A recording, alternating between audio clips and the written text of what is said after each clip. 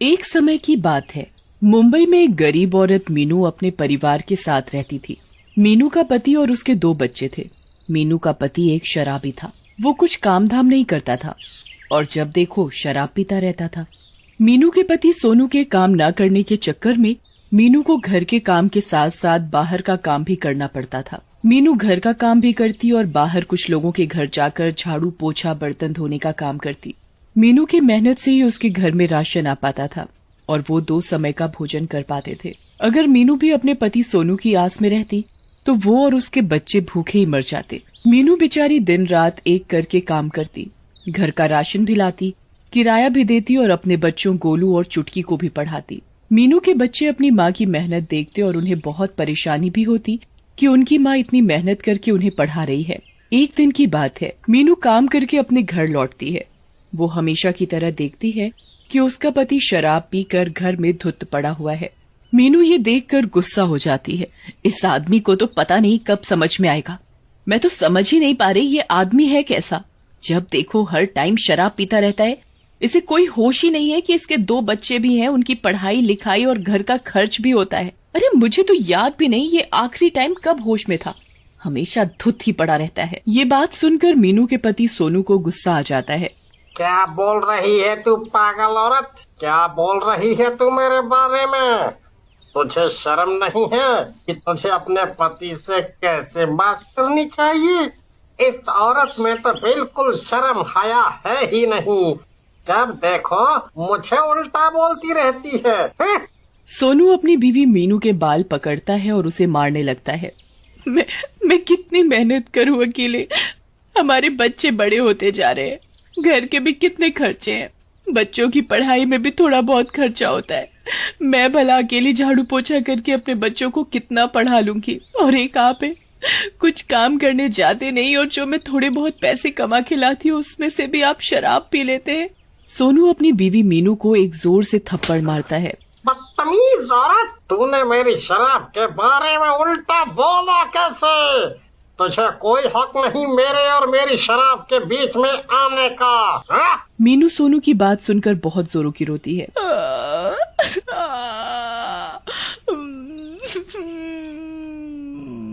और ये सारा दृश्य मीनू और सोनू के बच्चे चुटकी और गोलू चुपचाप एक कोने में खड़े देख रहे होते हैं। बच्चों, मैं तुम्हारी पढ़ाई के लिए दिन रात मेहनत करती हूँ। मैं नहीं चाहती मेरे बच्चे अनपढ़ रहे या बड़े होकर मेरी तरह दुनिया के घरों में झाड़ू पोछा करे। मैं चाहती हूँ तुम पढ़ाई में बहुत मेहनत करो और फर्स्ट आओ। हाँ माँ, हम दोनों आपके काम पर जाने के बाद भी बहुत मेहनत और लगन से पढ़ाई करते हैं। हम दोनों भाई बहन एक दिन बड़े अफसर बनेंगे, आप देखना। हाँ माँ, भैया बिल्कुल ठीक कह रहे हैं। और हाँ माँ, मैं अपने पापा जैसा बिल्कुल भी नहीं बनना चाहता। हम देखते हैं हमारी माँ हमारे लिए कितनी मेहनत करके पैसे जोड़कर पढ़ाती है।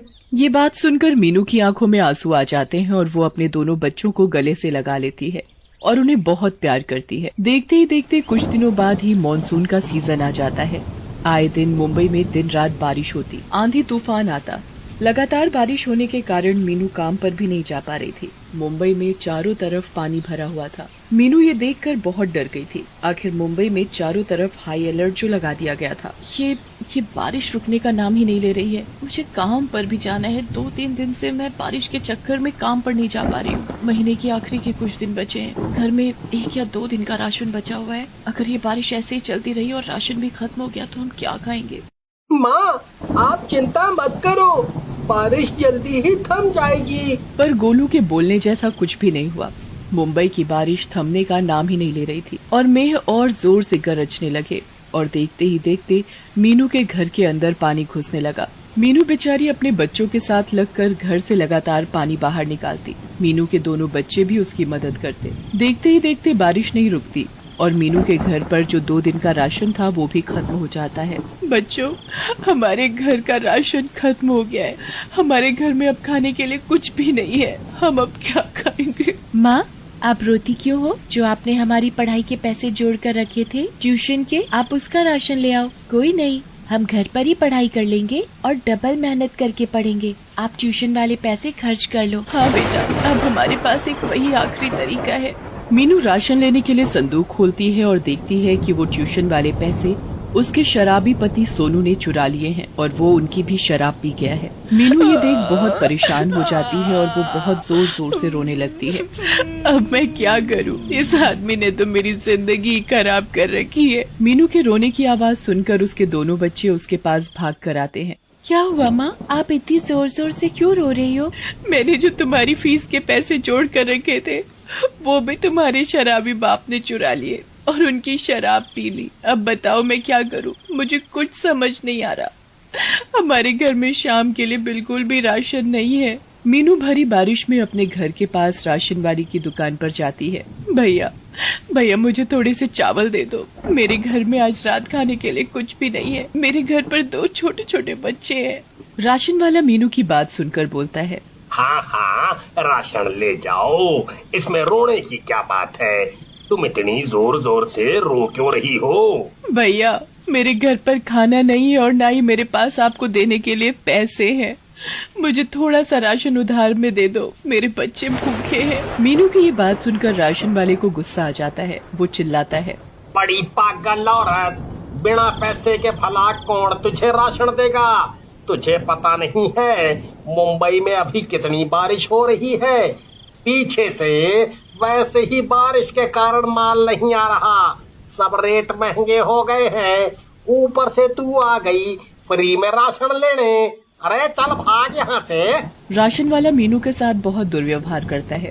मीनू उसकी दुकान से रोते रोते बारिश में मन बनाती है कि उसे 10 किलोमीटर दूर मुंबई के पानी से भरी गलियों से पैदल चलकर अपनी मालकिन के पास जाना ही पड़ेगा।